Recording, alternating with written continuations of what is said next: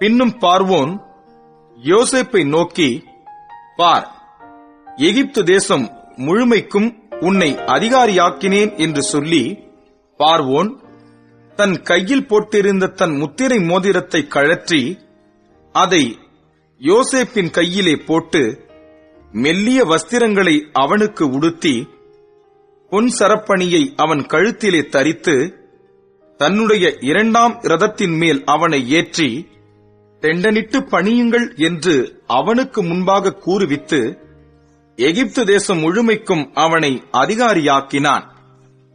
பின்னும் பார்வோன் யோசேப்பை நோக்கி, நான் பார்வோன், ஆனாலும் எகிப்து தேசத்திலுள்ளவர்களில் ஒருவனும் உன் உத்தரவில்லாமல் தன் கையையாவது தன் காலையாவது அசைக்க கூடாது என்றான். மேலும் பார்வோன் யோசேப்புக்கு சாப்நாத் பன்னேயா என்கிற பெயரையிட்டு ஓன் பட்டணத்து ஆசாரியனாகிய போத்திபிராவின் குமாரத்தியாகிய ஆஸ்நாத்தை அவனுக்கு மனைவியாக கொடுத்தான். யோசேப்பு எகிப்து தேசத்தை சுற்றி பார்க்கும்படி புறப்பட்டான். யோசேப்பு எகிப்தின் ராஜாவாகிய பார்வோனுக்கு முன்பாக நிற்கும்போது 30 வயதாயிருந்தான். யோசேப்பு பார்வோனுடைய சந்நிதியிலிருந்து புறப்பட்டு எகிப்து தேசம் எங்கும் போய் சுற்றி பார்த்தான்.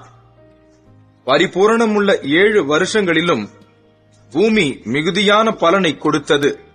அவ்வேழு வருஷங்களில் எகிப்து தேசத்தில் விளைந்த தானியங்களெல்லாம் அவன் சேர்த்து அந்த தானியங்களை பட்டணங்களில் கட்டி வைத்தான். அந்தந்த பட்டணத்தில் அதினதின் சுற்றுப்புறத்து தானியங்களை கட்டி வைத்தான்.